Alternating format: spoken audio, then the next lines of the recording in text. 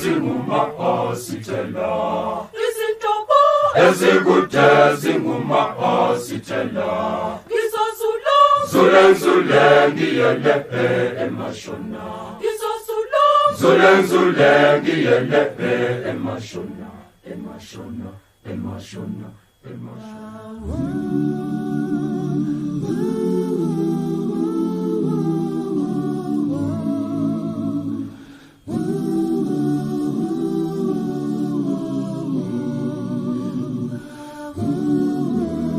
What happens when a powerful icon is edited out of history?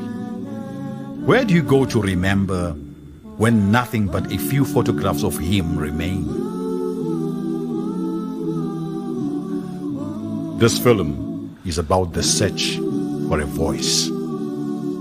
The voice of a man many viewed as a father of Pan-Africanism. His name is Mangaliso Robert Sobukwe.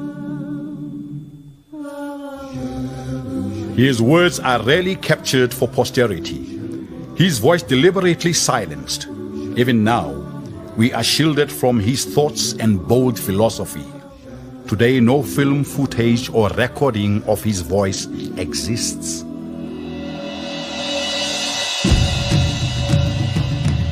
No other political prisoner in South Africa has ever been the subject of a special statute, except for Mangaliso Sobukwe.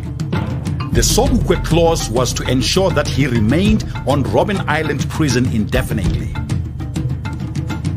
From 1963, having already served 3 years hard labor, he was detained for a further 6 years without trial.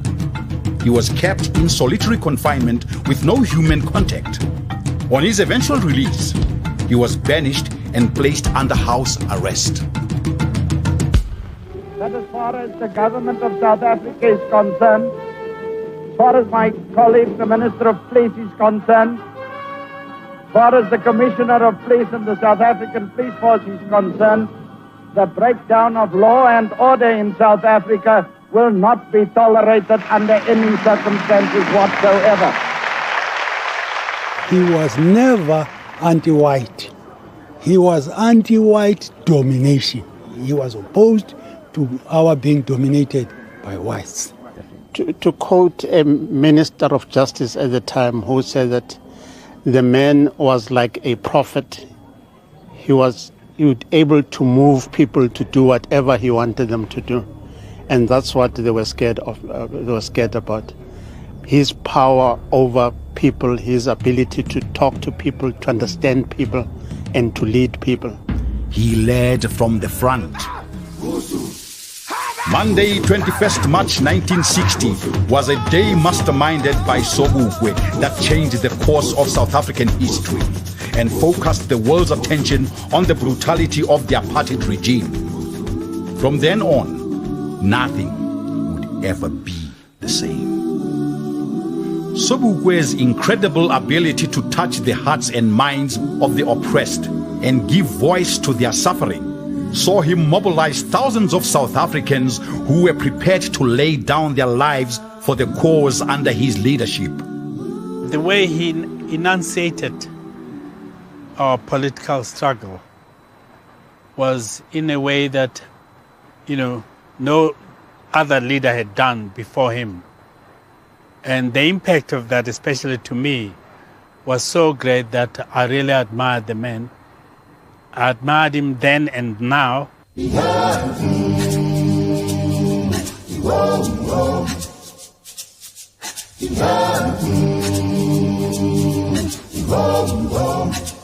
Sobukwe's vision was the dismemberment of the apartheid dream, replacing it with African emancipation and dignity. Sobukwe broke away from the dominant political movements of the day to found the defiantly Pan-Africanist Congress. For generations to follow, his ideas found expression through successive waves of resistance that would bring the regime to its knees.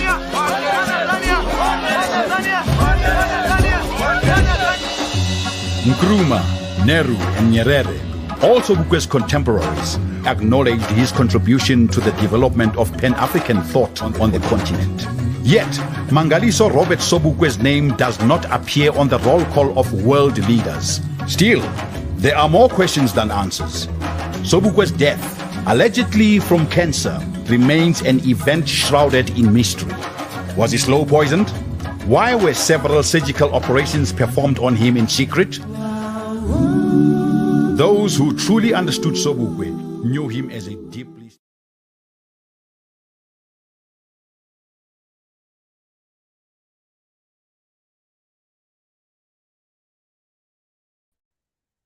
Good evening on this wonderful day of our great Pan-Africanist, Robert Mangaliso Sobukwe.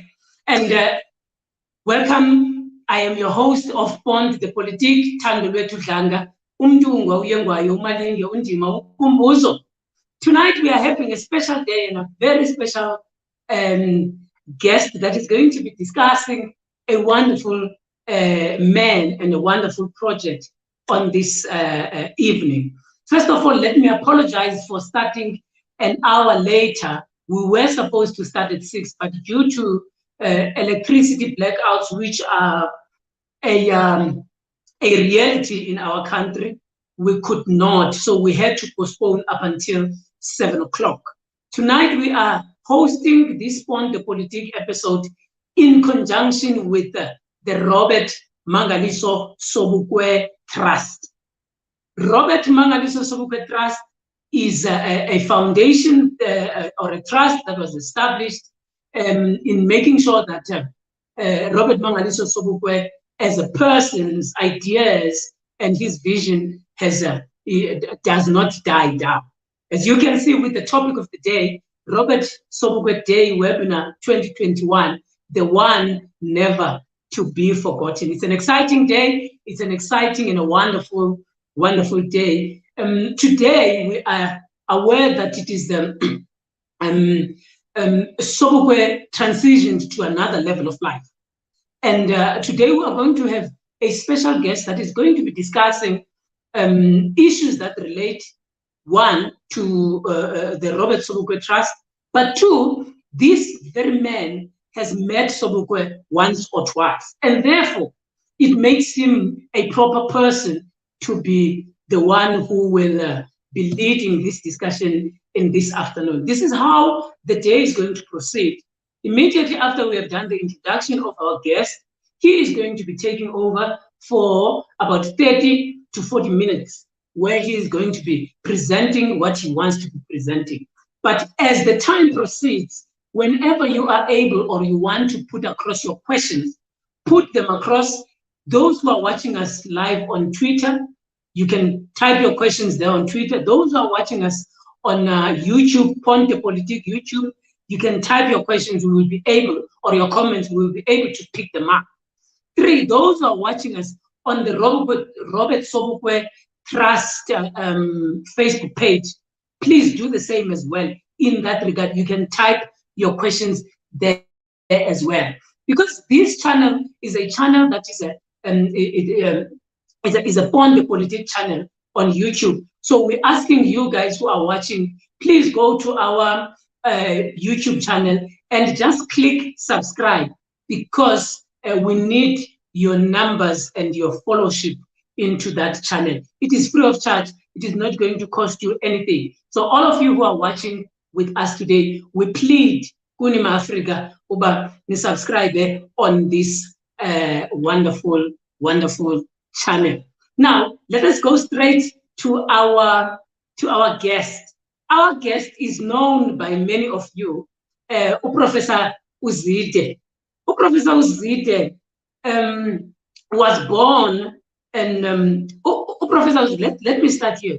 Professor Zide is currently serving as the chairperson of the Robert Sobukwe Trust, and therefore today, whatever that he is going to be engaging on, he'll be engaging only on matters that are specially related to the Robert Mangaliso Sobukwe Trust and anything else about Robert Sobukwe. So here is a brief profile of our guest this afternoon. Ugotten Zide is the third born of Richard and Gertrude Zide. He grew up in Burgersdorp. in the Alwal North and Yeshel. Alwal North is the place we know today as Malitswai. It was in Yeshel where he grew in love with stick fighting and further developed other skills of self-defense. He passed his matric in a famous Fremantle Boys High School in the Queenstown district, in Lady Frey, and then he went to study his BA at Forte, a BA and an honors at Forte University. That was followed by an MA degree in anthropology. He then went to the University of Port Elizabeth, where he was awarded a DPhil degree in anthropology in 1999, and being the first person to be awarded such a doctorate by the university. Well, that's a good thing for the Prof. Prof Zide has a number of firsts in his career. He was the first Black person to be appointed assistant registrar for administration at Forte, and subsequently became the first Black registrar at that university as well. When he left Forte, he then went to UP, to University of Port Elizabeth. He again became the first Black person to occupy the position of assistant registrar for the academic administration, and later on he became the first Black person to occupy the position of executive director for the human resource department at the university as well. When PE Technical merged with the University of Port Elizabeth, he was appointed as interim executive advisor to the interim vice chancellor and principal of the newly established Nelson Mandela Metropolitan University, and he was subsequently another first organizational transformation and equity. Performed his duties exceptionally well, like an Africanist. And Professor Zide has many other accolades, and he has also acquired other and many academic certificates and higher certificates and academic things. We call them academic things. And he has visited also many countries, including United Kingdom, Hong Kong, Singapore, Germany, Israel, and so on and so forth. And Professor Zide equally prides himself of his African roots, which we are very grateful of in this platform. He has went to various countries in the continent: Lesotho, Mozambique, Namibia, Zimbabwe, Zambia, Ethiopia. We could count many. After that, in 2010, he had delivered a professorial inaugural lecture in the Vaal University, where awarded him the status of full professorship. When he retired from UNISA as a registrar, that university awarded him the status of the Professor Emeritus in Anthropology. Not only has Professor Zide published, but he has written books, and his 7th book, which has just been published and we are grateful for, and it was launched, is about Mama Veronica Zodwa, Zondeni Sobukwe. Professor Zide is also a lay preacher at the Methodist Church, like Sobukwe was. He has taught junior classes at Forte, Nelson Mandela University, to be an arbiter for a PhD degree. So there are many other things that Professor Zide has accumulated, but let us just stop there because it is important. I don't want to continue to bore you with all these wonderful and great things that Professor Zide has achieved, but let us welcome our honorable guest, Professor Zide. Good evening, sir. How are you doing? I'm fine, thanks, Tando, and how are you? Can you hear me? Your volume, you have muted yourself. Can you unmute yourself again? Yes, you are good now. Okay. Can we try again? Yeah, let's try. Can you hear me now? Okay. I'm struggling a little bit to hear you. I'm not sure if it is on my side, but you can greet our viewers at home and just move a little bit to the back from your screen so that we can see your face. And thank you. We can see you very well. Here you are, Professor Zide. The Pont De Politique, an educational channel, which is hosted by myself and my team, went together in this discussion and making sure that there is a Robert Mangaliso Sobukwe webinar that is flighting at this evening. And we are saying, and we're titling this the one never to be forgotten. Professor Zide, welcome to our channel. And on behalf of the viewers at home as well, we welcome you. Good evening, sir. Good evening, Tando. Can you hear me now? Yes, I can hear you very well. Okay. Professor Zide, we are going to give you the time to proceed and start with the conversation. From now, it is 7:20 up until latest 10 to. There will be a questions and answers session. So whomever that is having questions, I'm reiterating this, whoever that has got questions or comments, please make sure that you put those questions and comments on wherever you are, so that we can proceed. So people are saying they're already, Prof, that they can hear you, so they are confirming that they can hear you. So we are ready. Let us proceed. Thank you. On your side, you are in charge now. Okay. Thank you very much, Tando. I must honestly express my gratitude to you and your team for having invited us as the Robert Sobukwe Trust, particularly the chairperson, to just say a few words about Tata Robert Sobukwe, one never to be forgotten. I am speaking as the chairperson of the Robert Sobukwe Trust, and not, and I want to repeat and emphasize, and not as a PAC spokesperson. I think that distinction is important and pertinent to make, because I don't want to cross swords with Ama Africa. Now, I met Tata Robert Sobukwe in 1958 when I was a young boy of about 7, 8 years of age, when he visited my late uncle Nyati Pokela in Alwa North.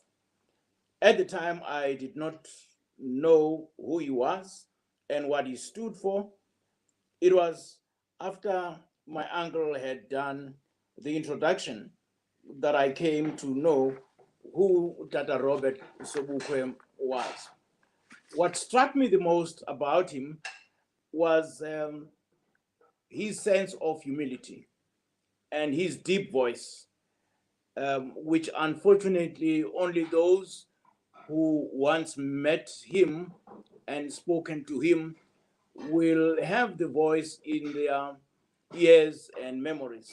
But unfortunately, his voice, even after his death, remains not to be heard. And of course, his baritone, as well as his trademark of pipe smoking and his check jacket.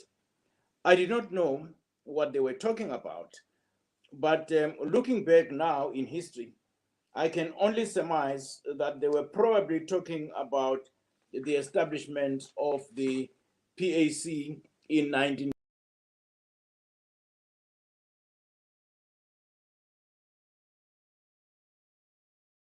I'm not sure what happened there to you, Professor Zide. It seems like there's something that transpired there. I'm not sure what is the problem. Can you just try and find? Okay, it's clear that it is a network problem. We're just going to give him some few minutes to log in again. You will remember there was that issue that I had mentioned earlier, that some parts of Johannesburg are having a little bit of a trouble of what you would call this, a electricity blackouts. So we are just going to give the Prof a few minutes so that we can be able to allow him to reconnect. Let's just give it a minute. I'm sorry about this.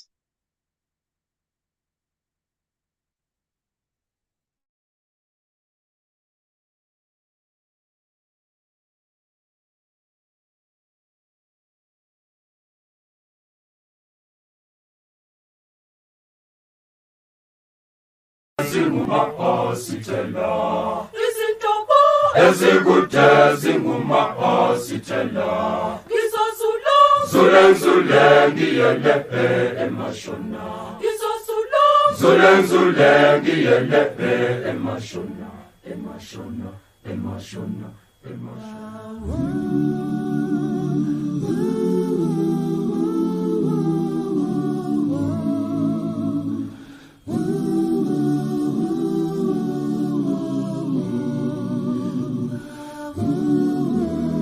What happens when a powerful icon is edited? Yes, our Prof is back. Prof, we noticed that there was a slight problem there. Are you able to hear us now? Yes, in fact, I'm using my phone, but which is fine. Okay, What it's is okay, Prof. You can proceed. Okay. So I was saying that I can only surmise that they were probably the phone is facing the roof, so it must face yourself. Yeah. Okay. Okay.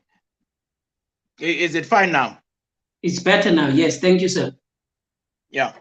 I'm saying that I can only surmise that they were probably talking about the establishment of the Pan-Africanist Congress in 1959, because this was the meeting that they had in 1958. Now, please don't ask me, how do I know? That's why I say I can only surmise. What also struck me about him was when my uncle told him what my African name is, Ndodomzi, he immediately said, "Oh, Ungundoda." And then I said, "Okay, no, that's fine." And evidently in 1976, and I don't know why the late Butsel Bingendane and Butjo Gwabeni chose me to accompany them to Kimberley, Khalishewe, to pay a visit to the Prof. Now, at the time, he was not allowed to see more than one person at a time. Can you try this one, Kani? 1, 2, 3, 4, 5, 6. But of course, what happened is that Butselbi was the first to go, and followed by Butjo Gwabeni. And then, of course, I followed. I honestly did not know what to say, but nonetheless, I came in and we spoke, and Mama Veronica, gave us scones and tea, and we started chatting about this, that, and the other. But what struck me the most was when he said that we must remember that the student disturbances of 1976 were not just out of the ordinary. It was a deep-rooted struggle which we needed to follow. And then, of course, that we were fighting against Afrikaans. And then he said to me, Afrikaans, though it is the language of the oppressor, but it is a language that we need. It's a language that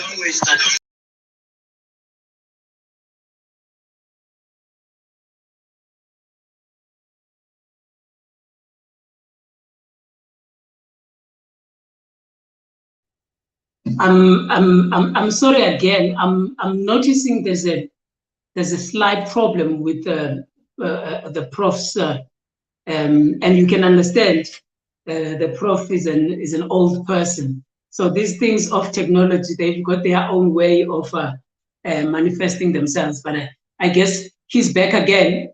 This time around, I think we will go up until the end. Prof, you are back now. Is it better? Okay, it's much better.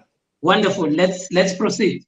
So he said that in order to disarm the enemy, you must be able to express yourself in his or her language, so that he will not be able to scandalize you or to speak behind your back. So those were words of encouragement, but also he repeated what my uncle also once said to me when my aunt and I visited him in Robben Island, Nyati Pokela, that much as we were fighting against Bantu education. Once again, there is that network problem that we are picking up from the Prof. I'm sorry, colleagues, for this, and I'm sorry to the viewers at home, and I hope we are going to get this thing right on the side of the Prof. I think the challenge with him is that his internet, it's either his internet or his gadget is not as disciplined as we would like it to be, and I'm sorry for this. And I know you guys are watching with us. Let's try again and see where he's at now. Let's try again. Prof, are you back with us? Prof, are you back with us? Yes, I am. Okay, let's. Yeah. Yes. And so, yeah. Okay, that's fine. So he said that look, we must never ever promote Bantu education to a status it does not deserve by saying that we are the products of Bantu education. A product is something that comes out of a seed. So we may have been recipients of Bantu education, but definitely not its product. And so I immediately took after those words and said that in my life, I will refuse to recognize myself as a product of Bantu education. Yes, I may have been a recipient, but definitely not its product. Now, we know that the People's Professor suffered the worst brutality under the apartheid regime. And he led from the front. He was not the kind of a person who would sit in a strategic corner and observe, the events as they unfolded. He led from the front because he believed that leadership is to identify with the masses and not to sit somewhere in the corner and observe, the events as they unfolded. So this is something that was quite remarkable about Professor Robert Sobukwe. He was indeed an ethical leader. And of the 9 years he spent in prison, he spent 3 years of those at the Pretoria Central Maximum Prison, which now is known as Kgosi Mampuru. And then, of course, the remaining 9 years, the remaining of the 9, he spent 6 of those on Robben Island. Even when he was harassed, he remained true and resolute to the struggle. He was not a chameleon. In other words, running with the hares and chasing with the hounds. He always remained focused. On Robben Island, he was isolated and secluded from the rest of the prisoners and was accommodated in his 4-roomed house away from the others. And what is remarkable about him is that he did not bear any grudges. As the other prisoners would be walking past his house to the quarry, he would always raise his palm hand and take the sand and throw it down, clearly giving an indication that umhlaba izwe lethu, my wood. Now, central to his belief was, of course, the issue of the land question, which is still being debated even now. And now, as a lay person, and I don't claim to be any legal fundi, I understand the Constitution and everything that goes with it. But certainly for us and many others, this procrastination and pre-verification about the land issue, it's neither here nor there, because we would really, by now, I mean, almost 27 years into democracy, we would have hoped that the land would have been long returned to its rightful owners. But unfortunately, this is not to be. There is still much debate and much talk about the land, and of course, looking at the Constitution, which, by the way, the Constitution is really a compromised constitution, because it catered largely for the needs of the minorities and not for the needs of the majority. I will explain that during question and answer. And I also want to correct the misperception that Robert Sobukwe was anti-white.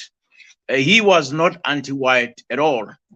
He was anti-government which oppressed Black people and the Africans, for that matter. That is why he said that we belong to one race, and that is the human race. If you talk about Ubuntu, he was really the embodiment of Ubuntu. I still need to see a leader that would outsmart and outperform Robert Mangaliso Sobukwe in his leadership role. He was indeed a consummate hero. Verwoerd, by his own admission, said of Sobukwe, and I quote, "Of all the political prisoners I have held, Sobukwe remains a heavyweight, and all the others were just petty criminals," I close quote. Now, it clearly shows that even Verwoerd, who put Sobukwe behind bars, had a high respect for Sobukwe, because he says he's a heavyweight. And for Robert Sobukwe, you know, the struggle was not just a civil rights issue. It was deeply rooted in the land issue, but at the same time, it was deeply rooted in bringing back the dignity of the African people, which dignity was usurped and raped by the regime. And of course, this demonstrates the fear which the regime had of Sobukwe. Hence, they said he was a heavyweight. How could they not fear him, as he was so articulate? He spoke almost all the languages, including Afrikaans, as I said earlier. He was a genius by all standards. You know, when he was a student at Hilltown, he entered a competition, and one of the teachers there also entered an essay competition.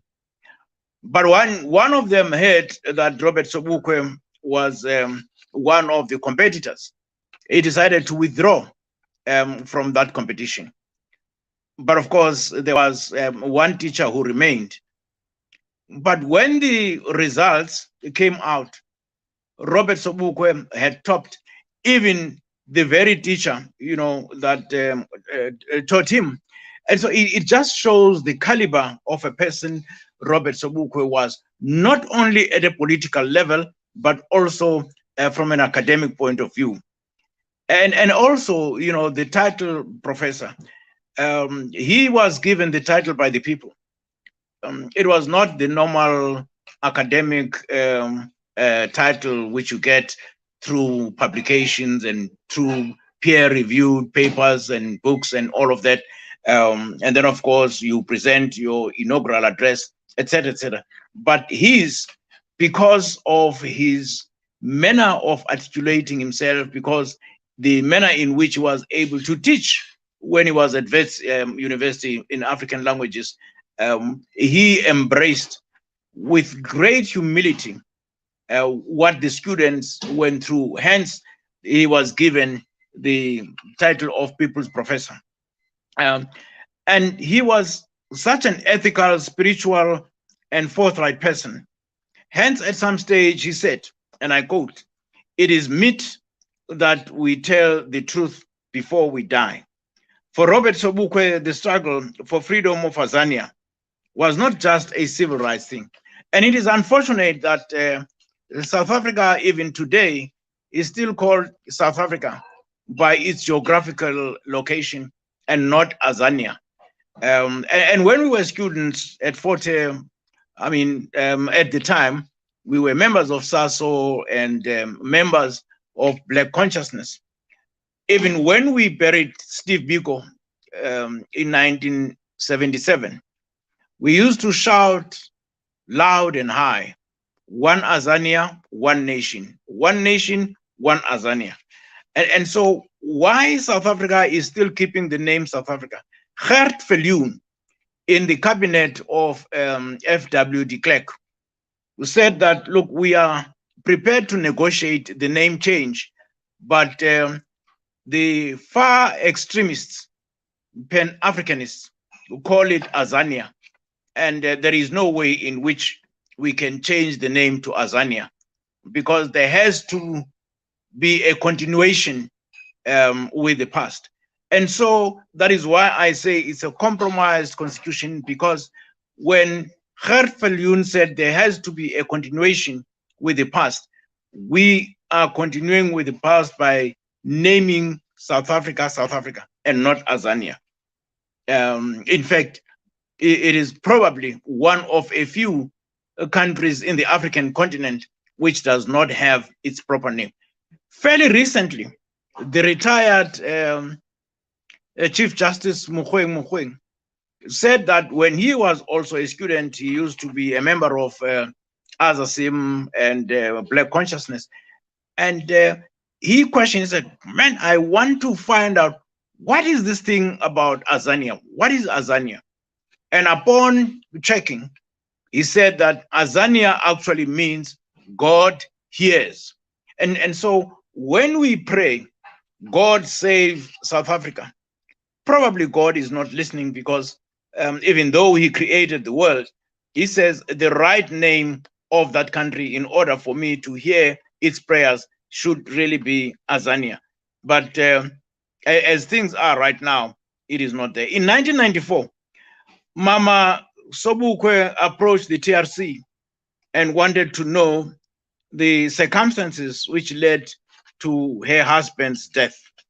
But lo and behold, there has not been any revelation and only truth being put forward as to what led, even though there is a greater suspicion that he was poisoned with the pieces of glasses crushed and put into his food. But there are those who hold the view that, look, he died of cancer and tuberculosis because he used to be a pipe smoker. Well, I think they are entitled to their views, but there are those of us who are also entitled to our views that he was poisoned. And so it remains a concern. The other issue that we as the trustees have been discussing is the missing voice of Dr. Robert Sobukwe. I mean, one would have thought that like all political prisoners whose voices are heard, we will play video recordings, etc. But Dr. Robert Sobukwe's voice remains silent. And one questions, why is his voice silenced even in his death? Is there something that we are worried or we are afraid of, that his voice may probably raise, some issues we don't know, but it is something that needs to be checked, and so that we can put these skeletons to rest. I mean, if we are not afraid and of Robert Sobukwe, why keep his voice in perpetual silence? It's a question. Well, on the 27th of February, 1978, Robert Sobukwe was put to rest in Gaborone. And his coffin, I mean, we would remember that Steve Biko's coffin was put on an oxen-drawn wagon, but Robert Sobukwe's coffin was carried shoulder high from the township to the cemetery. And it was quite a humiliating, not so much humiliating, sorry, but a very humble manner in which he was carried shoulder high to the cemetery. But those who are against the truth, at some stage, even vandalized his remains. And you begin to say, what has gone wrong with us? I don't want to say with us Africans, but those criminals who desecrated his resting place. Prince Mangosuthu Buthelezi attended Robert Sobukwe's funeral, and he was asked to leave. He was adamant that he was not going to leave because he knew Robert Sobukwe very well. It was with the intervention of Archbishop Emeritus Desmond Tutu that Prince Buthelezi finally was forced to leave. You know, and I remember on that day, Bishop Sobukwe was on a wheelchair at his younger brother's funeral, which was a very painful thing, but nonetheless, Bishop Tutu, you know, was able to rise to the occasion as always. Now, let us just look at Mama Veronica's customary name. Mama Veronica was given the name Nosango. Nosango meaning gateway, either gateway to the Sobukwe family or gateway to Azania. But I strongly believe that it serves both purposes. And commitment to the struggle finds resonance in the naming of their children. Miliswa, the elder daughter, and the firstborn. Miliswa literally means strengthening the Pan-Africanist Congress. And Dinile Sizwe, sacrifice of the nation. Dalingebo, twin brother to Dedani Zizwe, wealth creation. And Dedani Zizwe, foreign nations give way. We all belong to one race. And I also want to end off by quoting Professor Ukwandiwe Kondlo of the University of Johannesburg at the time, when he was giving a lecture in partnership with the Robert Sobukwe Trust at Fort Hare. He said, of all the political leaders we have had in the history of South Africa's liberation struggle, Sobukwe is outstanding. He left behind an example of the caliber and standard of leadership that this country and Africa needs. A leadership that embraces the pain of sacrifice, stands for what is good irrespective of whether it will win or not, and sacrifice without expecting returns. What distinguishes Sobukwe is that he owned his soul. Nobody owned even a part of it for some investment or deal. When Sobukwe left this world, he took away with him the prodigal paradox of an ethical political revolution. I close quote. Let me therefore hasten to close by quoting Martin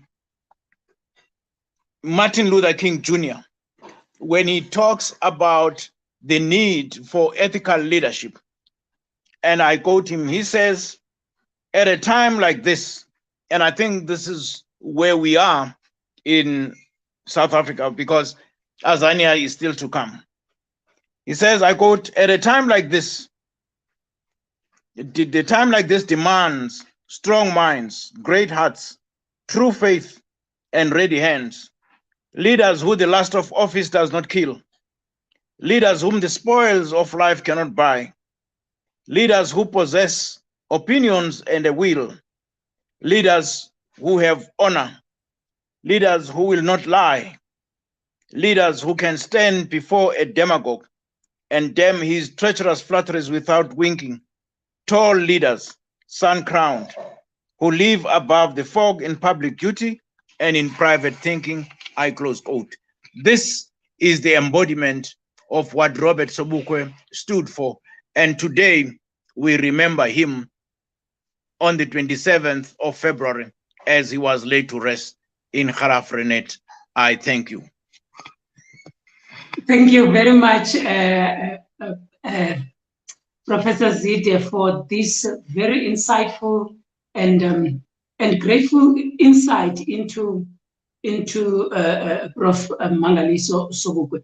Just before we start our questions and answers session, and I just want you to give us, those who are watching, just give us an overview and the vision of the Robert Sobukwe Trust, and who are the people who are involved in that board. What is it that you want to achieve in that particular board? Yeah, well, thank you very much, Tando. The Robert Mangaliso Sobukwe Trust, its major aim is to promote the legacy of Robert Sobukwe and his vision, particularly with respect to education. At the Grafrenet, we have the Robert Sobukwe Museum, and we also have the Learning Center.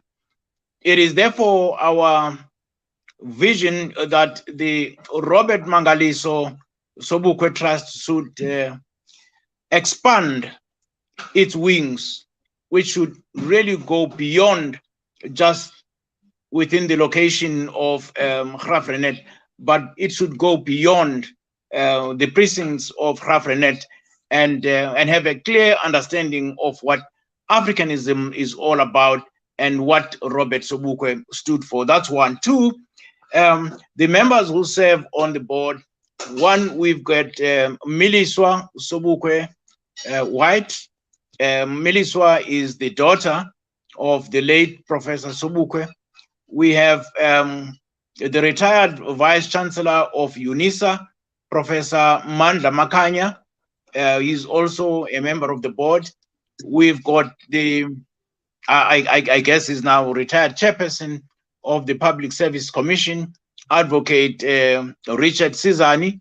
We also have the retired Dean of Humanities of CPUT, Professor Togo Mda. We also have Adogo Sobukwe White, who is the son to Miliswa. These are members of the Board of Trustees of the Sobukwe Trust.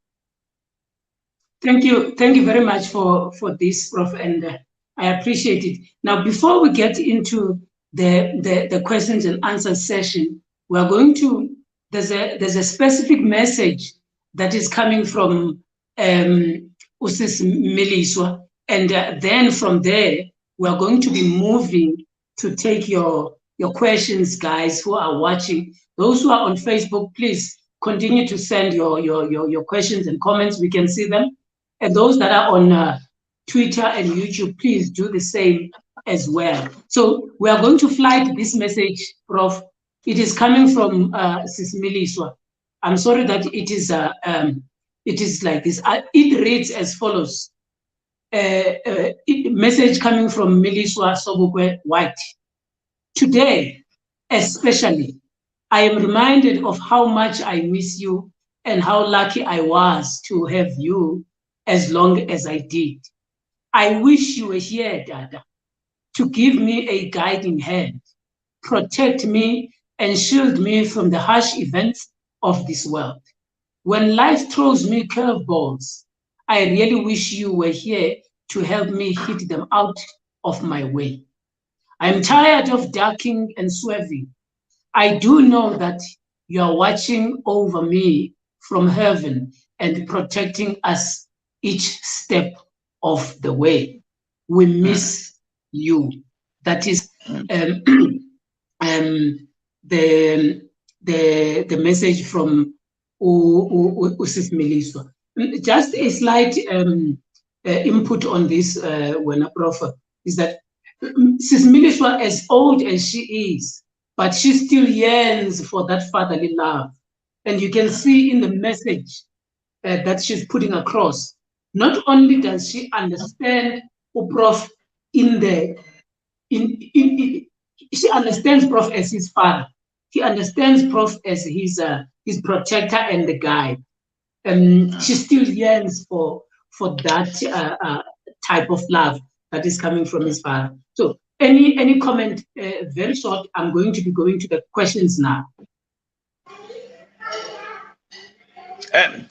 Well, I think that Umiliswa has summarized it all. I mean, whenever we have our meetings, that voice of concern, the voice that she is missing of the father, will always come out. And for that, she is a guiding little star for us at the RMST. And we are trying the best we can to walk the path with her. And we equally say, Mahlati, we are with you all the time. You are not alone, we are with you. Thank you. Thank you for that, Prof. And now let's start by flighting this. We've got Ufred Mbanze.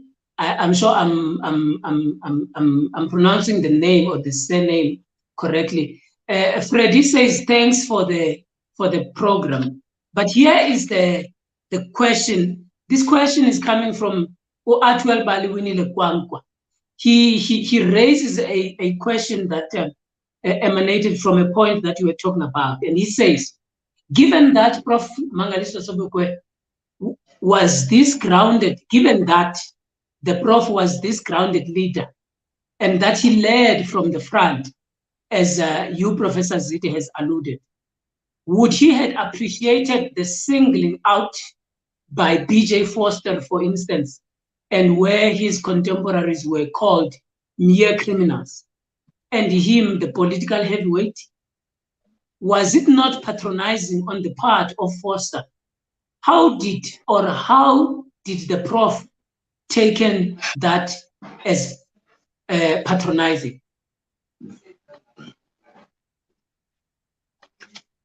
Okay, thank you very much for that question.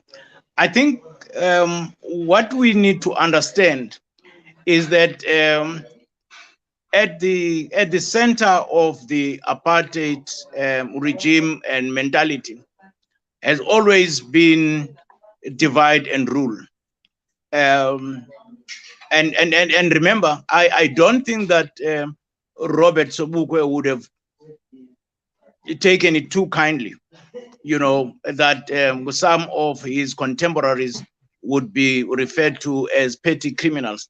But what Verwoerd was trying to say was to create that wedge between him and his contemporaries, which unfortunately the Prof would not fall for.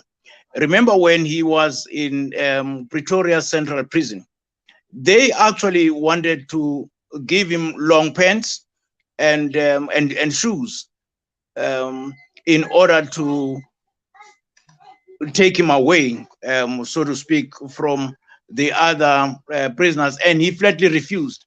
He did not want a better treatment. He wanted to be treated exactly the same as the other prisoners. And so even in this particular instance, my own thinking is that Verwoerd was just trying to apply the old apartheid thinking of divide and rule. Maybe he thought that if he says, I recognize this one and the others were petty criminals, he will feel big and proud about it.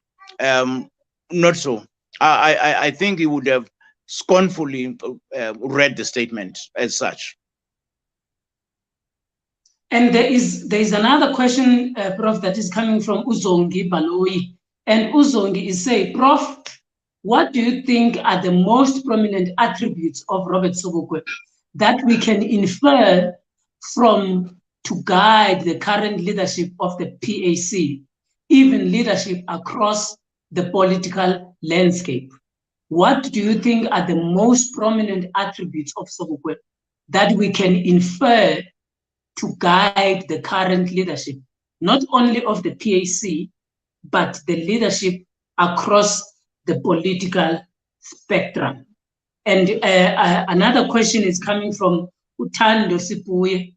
He says, Tando Sipuye says, can the Prof, that means can you, Dr. Zide, briefly talk to us about the upcoming launch of the Human Rights Month program by the Department of Sports, Arts and Culture, where the Sobukwe exhibition, Remember Africa, will be displayed? So, Tando Sipuye says, talk to us about that program that is launched by the Department of Arts and Culture, which speaks to the exhibition in this upcoming month. And then the last comment is coming from Utsetsi Telite, Mafrika Tsetsi Telite, I see you, the OT, and he's responding to Usis Miliswa. And he says, Utata has heard you, Mafungwashe Woshati. He continues protecting you and the children of occupied Tanzania and Africa in general. He says, Qina Msuthu, Qina Jambas. So two or three comments, 2 or 3 questions that have come through there for your attention, Prof. You can take whichever one that you want to start with. Okay, I think let me start at the bottom. I think that is more of a comment than a question. And thank you very much for strengthening Miliswa in the manner in which you have done. I mean, it echoes our own sentiments and feelings whenever we have our meetings. We would always say to Shati, Shati, Miliswa is a very delicate person. She needs the support, she gets from us, and evidently from anybody who knows Miliswa. But when I say she is delicate, she's not necessarily a pushover. She's far from being a pushover. But I think because of the number of years that she has not been with the father, there comes a time when she really feels lonely. She misses that warmth of a father. And so I think that Tietzi, your comments and remarks are spot on. And so thank you very much. Let me go to the first question about the attributes which we can identify for Professor Sobukwe and which the current leadership can learn, as well as Africa in general. Maybe let me take Africa in general. Remember, Sobukwe falls in the same rank as the founding fathers of Pan-Africanism, the Kwame Nkrumahs of this world, as well as the Du Bois of this world, the Marcus Garveys of this world, etc. And so deep in Sobukwe's attributes, I think I spoke earlier on by saying that he was a deep thinker. Sobukwe was not the kind of a person who would act, irresponsibly and abruptly without giving a strategic thought and thinking in any action that he was to take. He was a strategic thinker, and he would weigh things for the benefit of the Azanians and for the benefit of the country, as well as the benefit of the continent. That's point one, a strategic thinker. But also, Sobukwe was an ethical leader. This is something that we can learn in all our spheres of operations, whether politically, or in terms of business, or even in church. I think that there is a great deal of lessons that we can learn about ethical leadership, which was something fundamentally in the spirit and in the DNA of Robert Sobukwe.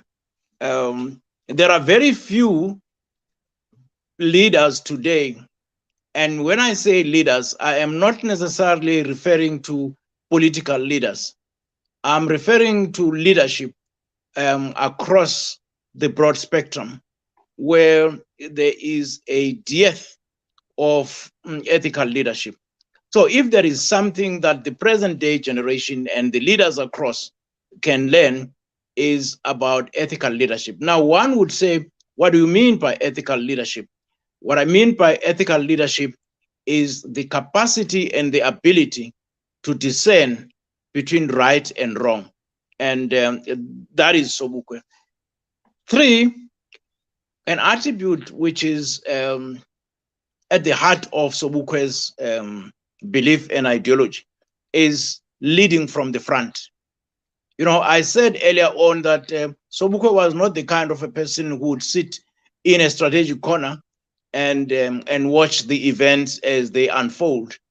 He believed in identifying with the masses. He believed in being with the masses, and he believed in leading from the front.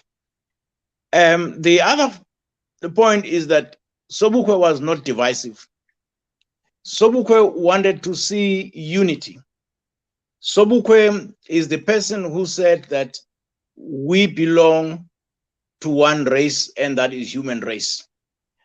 And also remember, colleagues, that Sobukwe actually coined the word non-racialism as opposed to multiracialism, because multiracialism, according to him, was the multiplication of racism. And so Sobukwe said, no, we can't talk about multiracialism. Let's talk non-racialism. And at the time when he coined the word, even the English speakers of the language laughed at him, and they said, there is nothing like that. But they surreptitiously decided to include the word non-racialism in the Oxford Dictionary, and without even acknowledging Robert Sobukwe. So he believed in unity, and he believed in Ubuntu. So finally, there is this talk about Ubuntu, and the concept is being abused, quite frankly. Whenever a person does something, we would hear a person say, no, but I'm doing this for the benefit of Ubuntu. Meanwhile, there is no Ubuntu involved about that kind of action. But with Sobukwe, just like Desmond Tutu, I'm sorry to bring Desmond Tutu into. Desmond Tutu was the embodiment of Ubuntu, just like Utata, Robert Sobukwe. On 2 occasions, when I met him in Arua North and in Kimberley, I could have a sense of, here is this person who is so big in stature, but also very humble, in personality. So those are the kinds of attributes which I believe, from where I'm sitting, the present leadership across the broad spectrum can really learn from Utata Sobukwe. Yes, Prof, I'm going to ask you to, when you are dealing with the next questions, just try and be precise so that we can be able to take as much questions as possible. Okay. So the next one was about from Sipuya, about the program that is organized by Department of Arts and Culture. Oh, I'm sorry about that one. Yes, indeed. Tando, thank you very much about that question about the Human Rights Month in partnership with the Department of Sports, Arts and Culture. Colleagues, this does not need any more articulation and elaboration, but it is the exhibition of the Sobukwe work, which is currently kept at VETS, it is in recognition of the Sobukwe month, in order to make sure that the Sobukwe name, Robert Mangaliso's name, remains up our sleeves and up our heads, and the name is never forgotten, as the theme says. Thank you for that. And this is an important thing, because we coined the title of this discussion, "The One Never to Be Forgotten." Let's go to other questions, Prof. Very quickly. Maybe we might extend our discussion up until 8:30. Let's take this next question. Atwell Kwangwa comes back again. He says, what moreover the work currently done can those who revere Sobukwe, be it the Sobukwe Trust, be it the PAC, his political home, or simple individuals who believe in the ideals for which Prof Sobukwe died for, can do to give Sobukwe a voice? So what more can be done to give Sobukwe a voice? And another question comes from Ufred Mbanze. Again, he says, thank you again, Prof, for reminding us that we continue to live under a compromised country, South Africa, and the South Africa Constitution. We will remember Prof Mangaliso Sobukwe as Africans, with or without the voice, that is the literal voice of Professor Sobukwe. He remains a true voice of Pan-Africanism. His teachings will never die, is willing to. As an addition to that question and comment on my side, I would say many a times people who, especially those who come from the political home and the political environment, those who revere Sobukwe, they constantly claim that the South African historiography and the public memory dismembers Sobukwe. And therefore, they claim or they blame the government. I'm piggybacking on Kwankwa's question here. They blame the government of failing to acknowledge and uplift the stature of Robert Sobukwe. Now, what would be your comment on that type of an allegation against the government or against the state, that it fails to uplift Sobukwe, and it uplifts only those that are linked to their own charterist orientation? So it's an additional question which is piggybacking on Kwankwa. Thanks, Prof. Okay, thank you very much, Tando. Let me start with the first question. What more can be done to give Sobukwe a voice? Correct. I think that earlier on, the chairperson of this conversation explained that we are talking from the premise of the Robert Mangaliso Sobukwe Trust. And I also indicated that I will painfully try to avoid drawing the PAC into the conversation, because I am not the spokesperson of the PAC. And having said that, against that background, I think what more can be done? I think the more we have workshops, webinars to elevate the Sobukwe name, the better for us.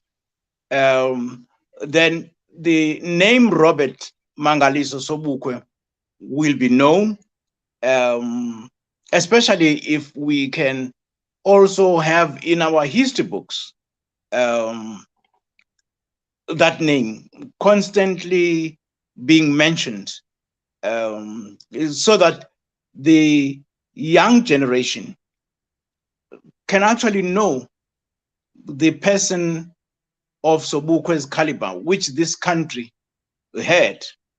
You know, I was disappointed.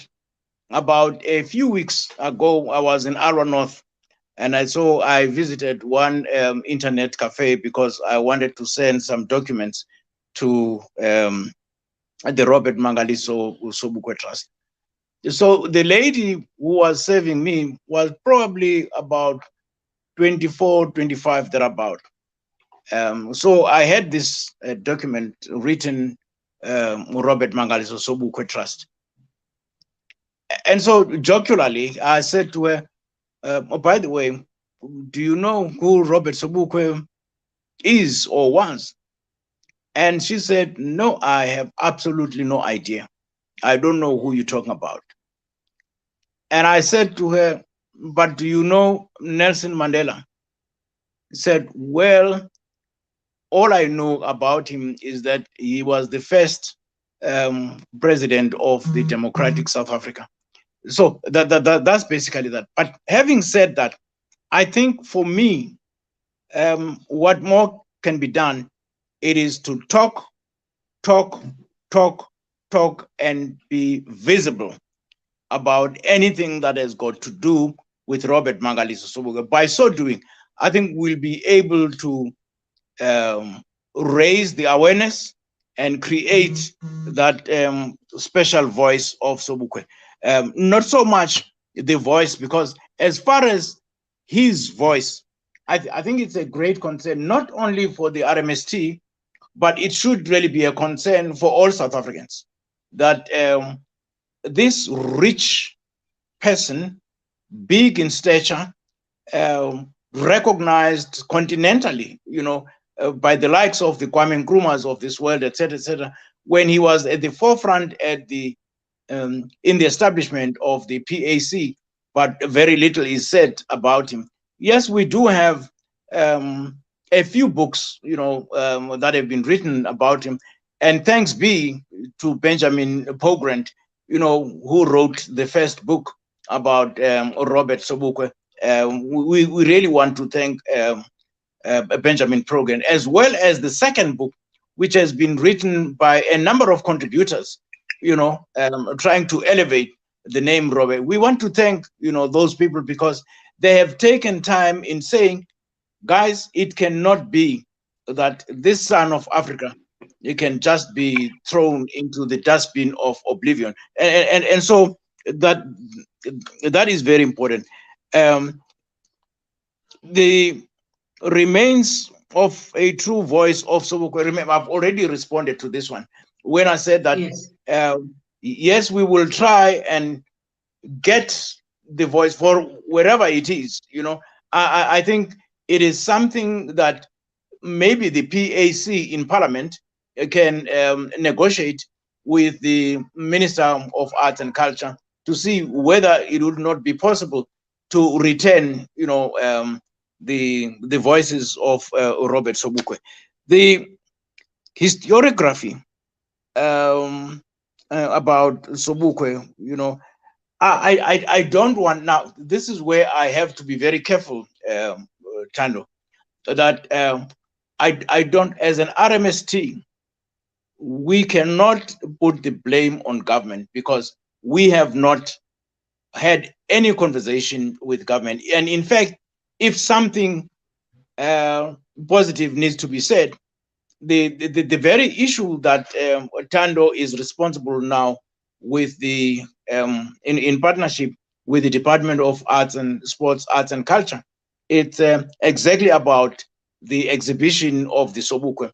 So we can't blame the government. I think there are certain processes which need to be followed, but purely on that partnership, that alone, in my view, it shows that the government is willing to partner with the Robert Mangaliso Sobukwe in the promotion of the Sobukwe name.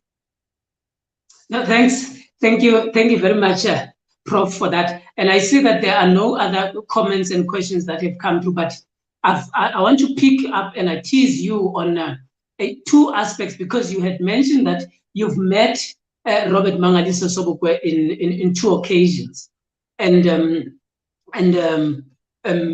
just to, because of our nostalgia, because we've never met him, we would have loved to. Many of us have got that nostalgia. Just a glimpse, just give us a glimpse, even though we might develop it in our visions, but a glimpse of that meeting that you had because it seems like the meetings with Prof were always fundamental, because one of those meetings resulted in the utterance attributed to Steve Biko, inkulumo nentetho ethi wothuka wathi tyhini kanti noThixo ulapha. Amazwi lawo esawava ethethwa ngumama uBiko emngcwabeni kamama uSobukwe. So ndicela Prof usiphe nje kancinci sivele uba kwakunjani ukudibana kwakho noSobukwe kula matyeli amabili. Yeah. Tando, thank you very much. I think the first time, that was 1958 in Alwa North. I said earlier, I mean, I was about 7, 8. It really did not make sense to me. I just saw an old man who was having a conversation with my uncle, and that's it. But shortly after, you know, my uncle had done the introduction that this is Dada Robert Sobukwe. But even then, I said, oh, okay. But it was much later that I said, wow, what a man this is, you know. So that first meeting, I was a boy, like any boy would meet an elderly person. But it did have that impact much later. But the meeting that I can really talk about is the 1976 one, where I was politically aware and politically astute, and I knew, you know, quite a lot now about the PAC, as well as what Robert Sobukwe stood for, and many other stalwarts of the PAC, or Otadu Johnson Lambo, you know, and the others. So in that meeting, when I shook his hand, I mean, there was this kind of electrifying feeling with that, wow, is it really me, a boy from the mountainous area of Herschel, shaking hands with this big person and yet very humble? So that is the experience I will never, ever forget. But let me also touch on what I touched on earlier. His interest in education and his interest in political activism. Two things that he said, which were earlier on said by my uncle about Afrikaans. He said, Afrikaans is really the language of the oppressor. But if you want to get into the brain and the mind of the oppressor, you must be able to know how he expresses himself and his own thinking. That is through his language. You can hate the person, but not hate the language. The language is a tool of oppression. Hence, they wanted to introduce it as a medium of instruction. They did not want to give us an alternative. They just wanted to dwarf our minds by learning things in Afrikaans, which we refused. And in fact, let me just take you back. I think Ujola here is probably listening. In 1972, yes. In Fremantle, we were taught geography in Afrikaans at Dreeskende. I mean, we did not have a clue. It was in the second semester. We were completing matric. And for my little sins, we said, no, colleagues, this cannot be. And a teacher who was teaching at Dreeskende was a certain Mr. Fender. He was very lazy. Either he did not have a clue of the subject matter, because when we looked at the number of chapters we had done absolutely nothing. So to cut a long story short, we collected all our Afrikaans textbooks and we dumped them next to the principal's office, NPJ Porter. And when he came in the morning, he was furious. And he came to us, we're doing Form 5B. And he said, Form 5Bs, I want to see you. And he mentioned Gordon Zide and the others. And we said, okay, no, that's fine, because we did not think that what we did was wrong. It was just and right. So we went there and we told him that, sorry, sir, we don't want Africans. There is no way in which we can continue with address Kende. We are going to fail. And where we are, we don't want to fail matric.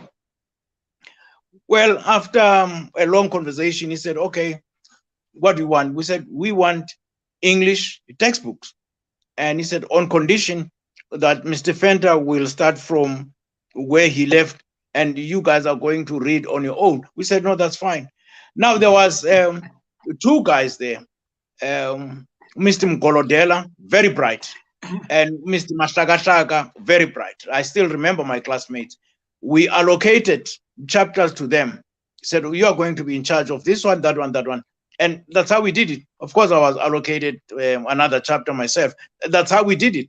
And so coming back to Utatu Sobukwe, it was how he promoted education.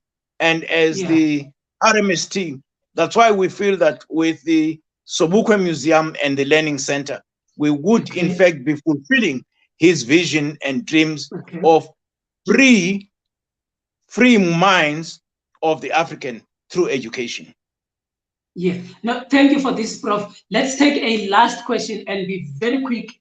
And immediately after that question, I'm going to ask you to make your concluding remarks on this discussion. So the question is about the importance of teaching our African, I'm saying teaching our African history in schools. What can be done to influence the current history government to include our African history as a subject? Ubongani Nganga is asking that. What can be done to influence the government to include our African history as a subject? To speak and make a comment on the importance of the African history, our African history, if we do have an African history. Yeah, well, thank you, Bongani, for that question. We do have our African history. There are many scholars who have actually written about African history, particularly from the view of Pan-Africanism. Now, by Pan-Africanism, not necessarily the PAC-driven ideology, but Pan-Africanism quite broader. There are many scholars who have written.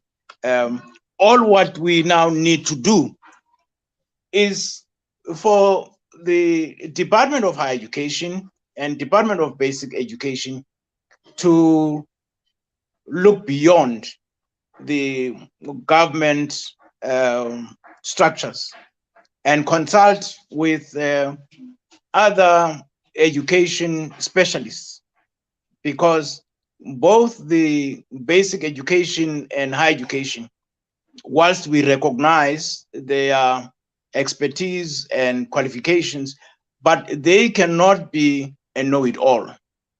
They cannot be a know-it-all. There are people, academics, intellectuals, professors, some are retired, and professors emeritus, who have written about South African history, and people who have conducted research about our own history, but most importantly, about 2 years, about 2 years ago, I published a book on oral history, oral history, because what seems to be happening from where I'm sitting is that whilst we have a pool of African authors, but there is also a pool of laxity amongst us African scholars. We sometimes take too long to write our own history, and we wait for somebody else to write about us. I think that narrative needs to be changed, and take pride in who we are as Africans. Then we will be able to promote our own history, and that history need not be taught only at university. It has to be taught at basic education, at a primary level, high school level as well, evidently at university. Why I'm saying this? I'm saying this because even during the days of Bantu education, we used to have very good teachers. I mean, in Fremantle, where I matriculated, we had Mr. Mklingwana. Mr. Mklingwana taught us English and history. He would say to us, guys, I am now going to teach you what government expects from you. But if you want to know African history, come for 5 o'clock lectures. Yes. And he will spread the gospel.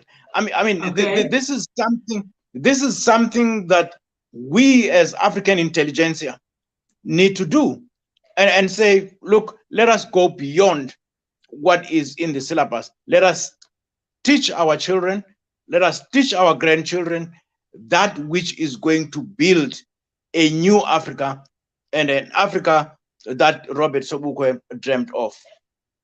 That's a wonderful way and a segue of getting to the end of this discussion. Just as you are talking about African intelligentsia, because majority of the time we complain and don't do anything about it. So over the past 4 weeks, for those that might have an interest, over the past 4 weeks, every Thursday at 7 o'clock, there was a discussion on Sobukwe. It was happening on Twitter, and the person who was leading that discussion was yours truly, Thando Lwetudlala. So if you want to go and listen to those discussions and those conversations, you can go and follow me on ODGuy1 at Twitter. So at ODGuy1. And the last discussion that we were having was coincidentally, Prof, redevelopment of an Africanist intelligentsia. So it was a discussion that we were having, and a week before we had Umzugulwana Gaba Sobukwe Utsepo. So excuse me. So there was those conversations. Now, Pont De Politique, Prof, is a channel that happens every Sunday at 6 o'clock, and it is named in French, a colonial language, but in English it means a bridge to politics. It's another way that we try to introduce each other into our understanding of what it means to be. We are not experts, but we are engaging on this. And Pont De Politique with Robert Sobukwe Trust today decided that they are going to host this webinar together as a way of saying, long live to the spirit of Mangaliso Sobukwe, and he must never be forgotten. What is your final words to the viewers, to even the team of Pont De Politique, and those people who would like to help in the Robert Sobukwe Trust, Robert Mangaliso Sobukwe Trust? How can they help? Closing remarks, how can they help? And then we close our discussion with you. You must wait, don't log off. Anybody must not log off. We've got an announcement that we are going to make immediately after the closing remarks of the Prof. Thank you. Okay, Thando, first and foremost, I really would like to extend our gratitude to this platform. I think I would not have known about it were it not for Thando Sipuya. He told me about it, and Thando has got a special way of nudging and pleading and pushing, and he said, no. If we want to profile the Robert Mangaliso Sobukwe Trust, and we also want to profile the name of Robert Mangaliso Sobukwe, that it should not be forgotten. This is an opportunity for the chairperson of the RMST to share his own experiences about Utata. And so we really want to extend our gratitude. And it is very humbling for us as the RMST to serve on the Robert Mangaliso Sobukwe Trust. We are not doing this for our own CVs, because sometimes you get people who sit on boards just to make sure that on my CV, you know, CVs you are read, nice. I'm a member of this, that. No, we are led by the philosophy which Robert Sobukwe himself believed in: to serve, to sacrifice, and to suffer. This is something that we consistently repeat in all our meetings, because we would even go as far as saying that serving on the RMST is not a money-making scheme. We are not getting paid a cent. There is not even an allowance that is paid. We are serving on that RMST pro bono, if I can use that legal language. And so the issue here is that more often than not, we are our own enemies by failing to recognize the importance of our own heroes. We expect somebody out there to take the baton and run with it. Meanwhile, the baton is in our hands. We really need to run with this baton, that we can even change and transform the minds of the oppressors of yesteryear. That's one. But two, the issue which I mentioned in my presentation of the repossession of the land, that is very critical.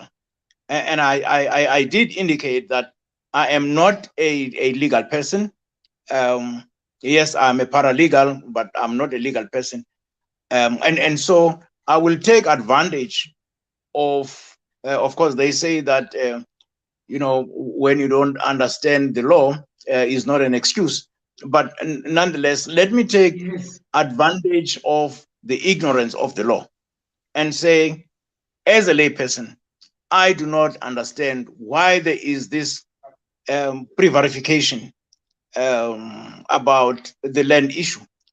Because when these people, and I'm saying this with a tongue in cheek, when they came to Africa, they did not have a piece of land. They came in 3 ships in South Africa, 3 ships, and there were 88 men and 8 women. And when they got here, they mixed with our great mothers. And now they have land, they have cattle, they've got stock, they even have banks. You know, what do we have as African people? And I think it is time that we should not always be blaming apartheid for our own inadequacies. When this guy came to power in 1948, immediately they established banks like Forskas, you know, their own bank. What are we doing? There's a story, Atando, and I'm going to stop here now. Yes, thank you.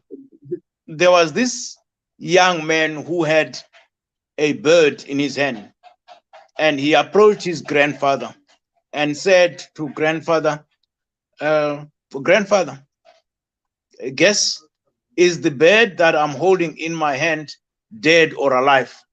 And the old man looked at the young man and said, my boy, that bird's life is in your hands. Because if I say it is dead, you will release it and let it fly.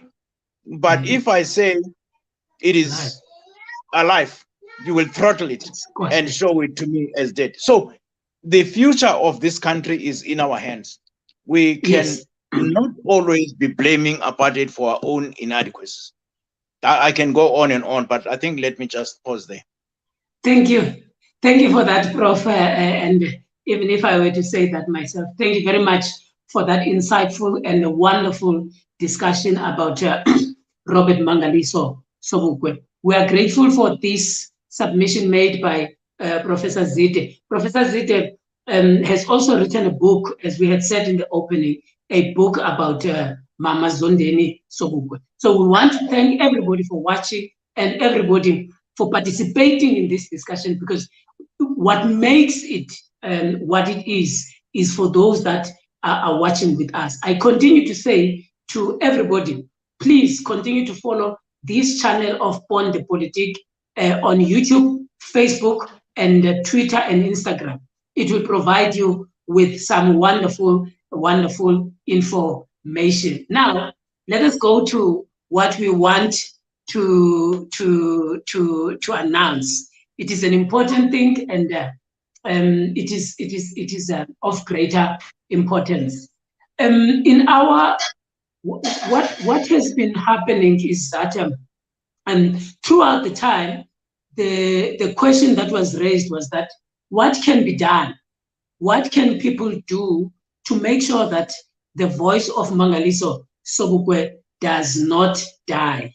And this is Pont De Politique and the Israelite group have decided to come up with something that is going to help facilitate and encourage the Sobukwe ideas and Sobukwe memory. So I'm going to put myself on a audio so that you can be able to see what is it that we are announcing. This is the announcement. This is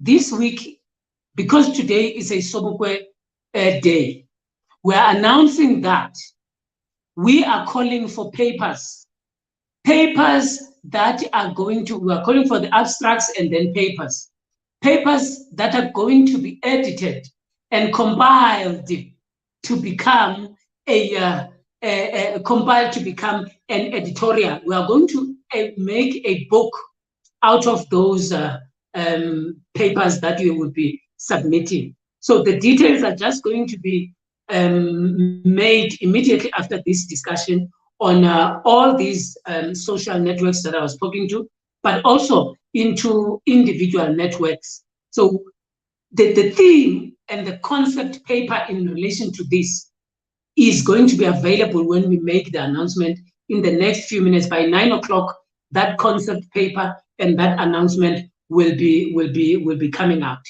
So what we are asking you and what we are asking any other person who is listening, and you can tell your friends and any other academics, Africanists, and so on and so forth, because we want to have a way of understanding Sobukwe in the perspective of the people.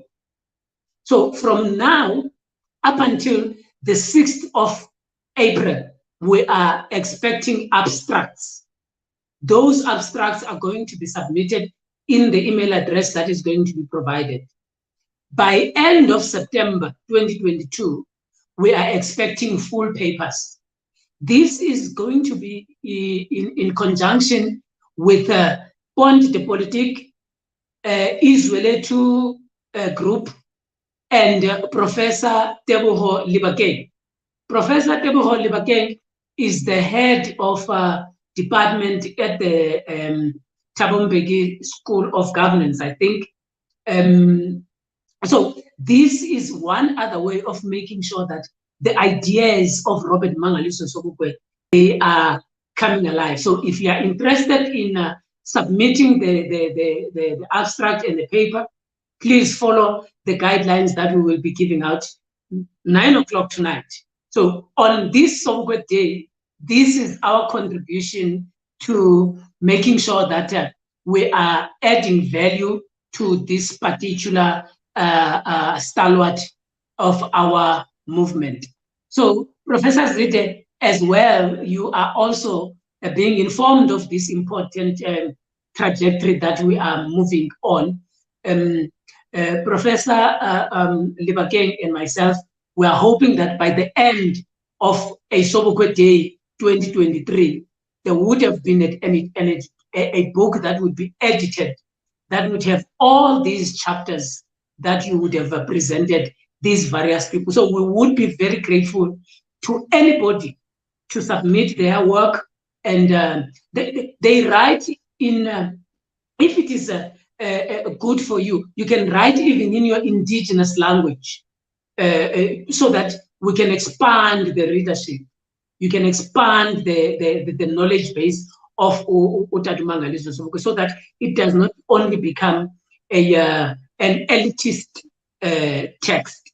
So we really, really would like everybody to participate in that and make sure that we're making an contribution in this regard. So that is the announcement that we are making, Prof, and thank you very much. And we hopefully that you would be taking part in such an important project, which we are taking in 12 months later. We hope we will produce a book in that regard.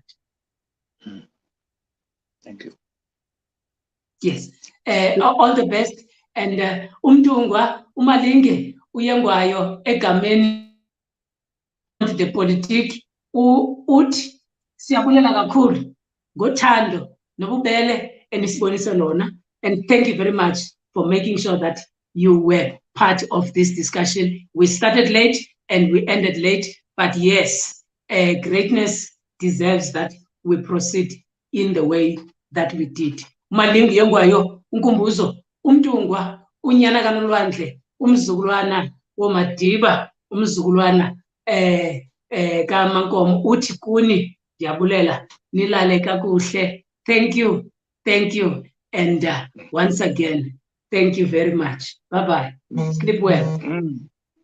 Enkosi mtungwa.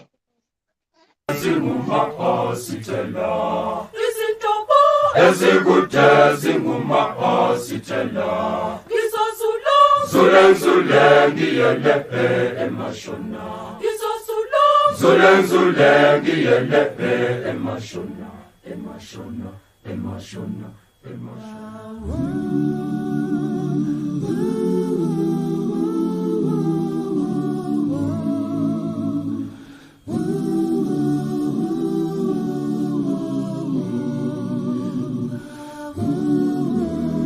What happens when a powerful icon is edited out of history?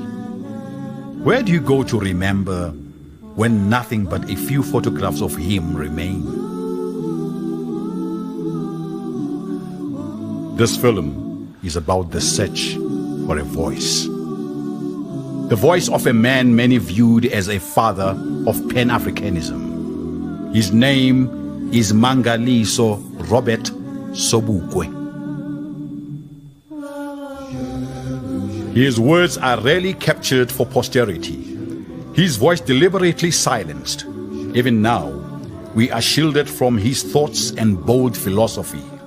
Today, no film footage or recording of his voice exists.